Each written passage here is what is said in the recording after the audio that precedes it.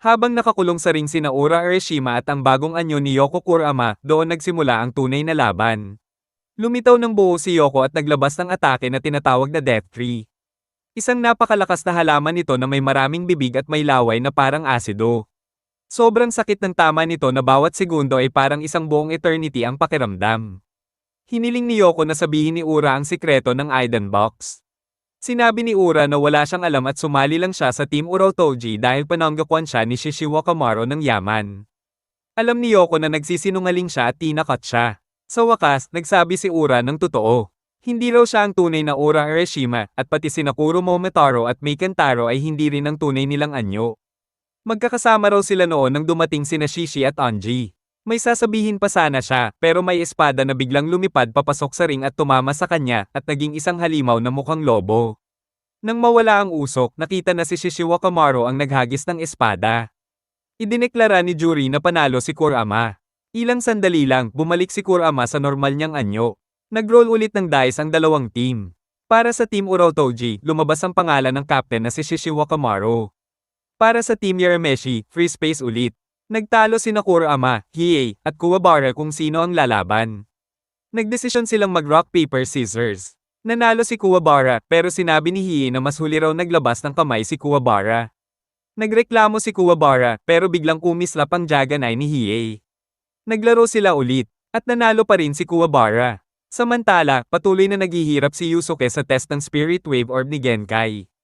Halos hindi na niya kaya. Pero nang malagay sa peligro si Pooh, biglang nag-focus si Yusuke at tuluyang na-absorb ang orb at nailigtas si Pooh.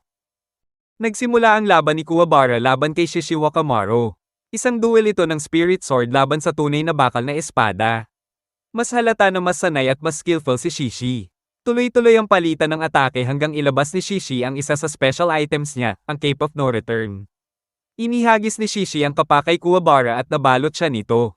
Bigla siyang nahulog sa isang dimensional portal papunta sa lumang ring na ginamit bago ang semifinals. Doon niya nakita sina Botan, Keiko, Yekina, at Shizuru na parang naligaw. Pinangunahan niya sila pabalik sa bagong ring. Samantala, nag-roll ulit ng dice para sa susunod na laban. Lumabas ang free space para sa Team Urotoji at ang Masked Fighter para sa Team Urameshi. Handa na si Hiei na pumalit pero biglang lumitaw ang Masked Fighter sa likod niya at pinigilan siya. Nagtaka si Shishi Wakamaro kung sino talaga ang Masked Fighter, kaya tinaga niya ang mask nito. Sinubukan ni Shishi na ipa-disqualify ang Team Urameshi sa pagsasabing ginagamit nila ang mask para magpasok ng ibang fighter. Pero pumasok si Toguro, at matapos suriin ng committee, wala silang nakitang mali. Handa na magsimula ang panibagong yugto ng semifinals. Nagsimula ang laban ni Genkai at Shishi Wakamaro. Habang nangyayari ito, sa upuan ng mga nanunood, nag-uusap sina Kereso at Toguro kung kaya pa ba ni Genkai talunin ang kalaban niya kahit kaka-transfer lang niya ng halos lahat ng lakas niya kay Yusuke. Biglang ginamit ni Shishi Wakamaro ang move niyang Shrill Call of the Reaper. Ang ingay sobra, parang sirang speaker na naka-max volume, kaya nabaliw ang crowd sa sobrang sakit sa tenga. Pero si Genkai, chill lang, walang effect sa kanya. Sunod, ginamit ni Shishi Wakamaro ang Chorus of 8,000 Skulls. May lumabas na malalaking multo na bungo na parang boss level sa horror game. Kinain nila ang ilang demonyo sa crowd kaya nagkagulo ang lahat. Pero hindi nito naapektuhan si Genkai at ang mga malalakas na nanunood tulad ni Kurama, Hiei, at younger Toguro. Isang atake lang nila, wasak agad ang mga bungo. Samantala, dumating si Kuwabara sa stadium habang buhat si Yusuke na tulog pa rin kasama sina Botan at ang ibang girls. Napansin nila na maraming demonyo ang umaalis sa stadium dahil takot na takot sa mga galawan ni Shishi Wakamaro. Pagkatapos, ginamit ni Shishi Wakamaro ang Cage of Hell at kinulong si Genkai. Habang nasa gitna ng laban, biglang bumalik ang batang anyo ni Genkai, parang may glow-up transformation. Inatake niya si Shishi Wakamaro gamit ang Spirit Reflection Blast. Tinamaan ng malakas si Shishi Wakamaro at bumagsak siya. Pagkabangon niya, ginamit ulit niya ang Chorus of 8,000 Skulls. Pero this time, inabsorb ni Genkai ang energy ng atake at ginamit iyon para pabagsakin siya ulit. Tapos sinabi ni Genkai na hindi siya bida-bida na heroine, pero hindi niya kaya ang mga bad guys na puro yabang at kasamaan. Pagkatapos manalo ni Genkai, si Kuwabara naman ang napili para lumaban kay Onji at nagsimula na agad ang kanilang bakbakan. Sa labas ng stadium, iniwan ng mga girls si Keiko kasama si Yusuke na tulog pa rin. Sa nakaraang laban sa Team Urotoji, dinurog ni Genkai si Shishiwakamaru, isang demonyo na maraming pakulo at special moves, pero ang pinaka-goal niya talaga ay power at fame, parang clout chaser na demonyo. Samantala, nagpapagaling si Yusuke mula sa sobrang sakit na pag-absorb niya ng Spirit Wave Orb ni Genkai. Nasa labas siya ng bagong stadium kasama si Keiko. Ang orb na iyon ay sinasabing magbibigay sa kanya ng sobrang lakas na halos hindi masukat. Habang nakaupo si Keiko kasama ang tulog pa ring si Yusuke. Inatake sila ng mga demonyong siga. Buti na lang dumating si Nacho, Rinko, Tuya, at Jin at Sin Avenue sila, parang biglang may backup squad. Pagkatapos matalo si Shishiwakamaru, si Anji na lang ang natira sa Team Urotoji. Muli, napili si Kuwabara sa dice para lumaban. Pero this time, easy win para kay Anji.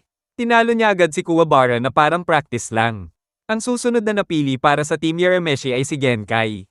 Sinabihan niya si Anji na tigilan na ang pag-arte bilang matanda at ipakita na ang totoo niyang anyo. Umamin si Anji na nagkunwari siyang matanda dahil hate niya ang mga old people. Pagkatapos, ipinakita niya sa buong stadium ang tunay niyang identity, si Suzuki, isang demonyong sobrang vain at may itsura na parang jester na mahilig sa spotlight. Bago magsimula ang laban, sinabi niya sa audience ang plano niya kapag nanalo siya, papatayin niya ang lahat ng matatanda at pati ang sino mang haarang sa kanya. Nagsimula ang laban at inatake niya si Genkai gamit ang Rainbow Cyclone. Pero wala talagang effect kay Genkai. Parang hangin lang. Dahil nasar, ginamit niya ang Body of Steel Muscle Explosion para palakasin ang katawan at lakas niya. Nagmukha siyang mas buff at mas intense. Pero kahit ganoon, madaling tinalo at pinahiya siya ni Genkai, halos mamatay na siya sa lakas ng tama.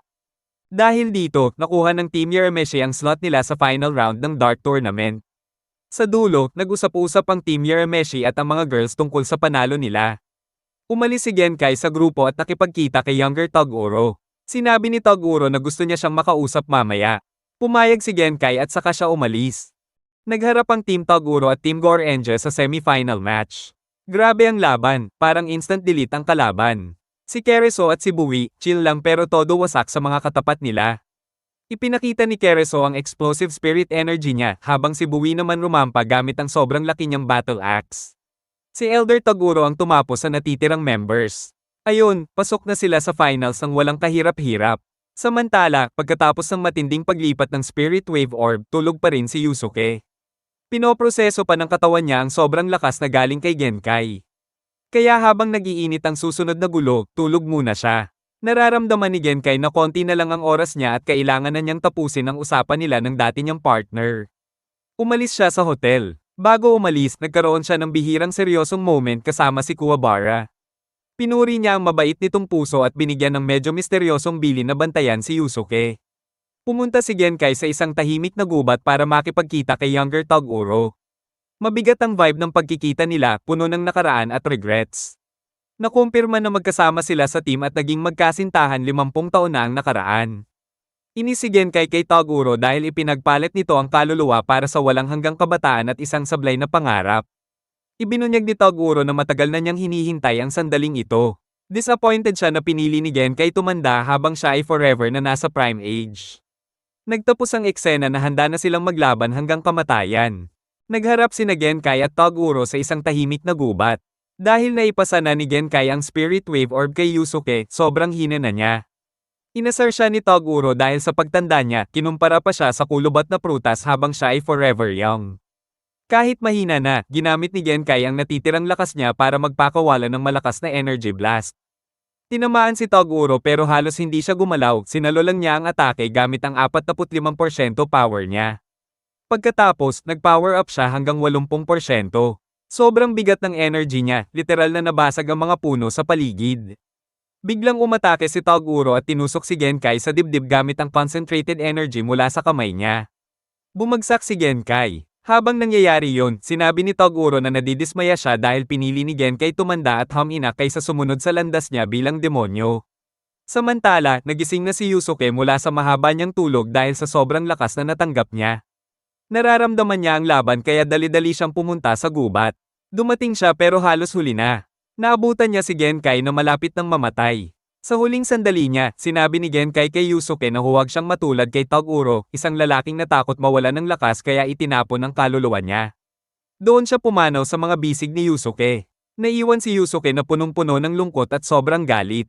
Umalis si Toguro na parang walang pakialam sa presensya ni Yusuke sa ngayon. Pinahiwatig niya na itabi muna ni Yusuke ang galit para sa laban nila sa Dark Tournament Finals. Bago pa man magsimula ang final round ng Dark Tournament, napatay si Genkai, ang mentor ni Yusuke, kaya naipasa sa kanya lahat ng spirit power ni Genkai. Simula noon, nagtraining ng husto si Yusuke at ang kanyang mga kasama para sa nalalapit na laban. Si Suzuki, mula sa bagong talong Team Urotoji, ay tumulong sa pamamagitan ng pagbibigay ng dalawang napakalakas pero unstable na armas kay Kurama at Kuwabara, umaasang matitikman na rin ni Team Toguro ang pagkatalo. Isang araw bago ang finals, pinayuhan ng committee members si Sakyo na gamitin ang panalong pera para sa kanilang organisasyon para mas umangat sila. Pero ibinunyag ni Sakyo ang master plan niya, gagamitin ang pera para gumawa ng malaking tunnel sa pagitan ng mundo ng tao at mundo ng demonyo. Ibinunyag din niya na ang yaman ay mula sa bets kay Toguro dahil walang tumaya laban sa kanya maliban kung mananalo si Urameshi bilang wildcard. Nagulat ang committee sa lakas ni Yusuke at inisip na tinulungan siya ni Sakyo mula pa bago magsimula ang torneo. Pero walang kinalaman si Sakyo sa pag-unlad ni Yusuke. Galit ang committee nang marinig na sina Butehiri at Taro Kane ay napatay sa kamay ni Sakyo kaya pinakawalan nila ang kanilang mga demonyo para patayin ang traitor. Pero biglang lumitaw si Toguro sa opisina at pinatay pareho ang committee members at ang mga demonyo. Mabigat ang atmosphere habang naghahanda ang Team Urameshi para sa final round ng Dark Tournament laban sa legendary na Team Toguro. Si Yusuke ay halatang mabigat ang loob dahil sa sikreto ng pagkamatay ni Genkai.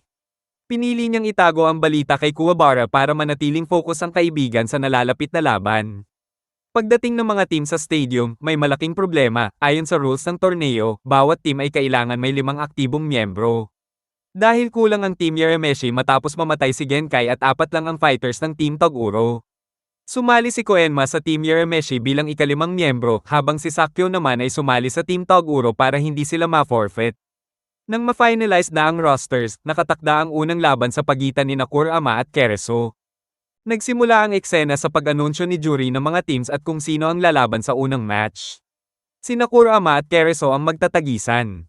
Tinanong ni Kuwabara kung nainom na ba ni Kurama ang potion na ibinigay ni Suzuki, at sinabi ni Kurama na nainom niya ito 2 minuto na ang nakalipas. Tinanong ni Keiko kung bakit tahimik si Botan na lumalabas sa tunnel sa itaas ng stands, malungkot pa rin dahil sa pagkamatay ni Genkai. Nilapitan siya ni Shizuru at sinabing panahon na niya para pasayahin si Botan.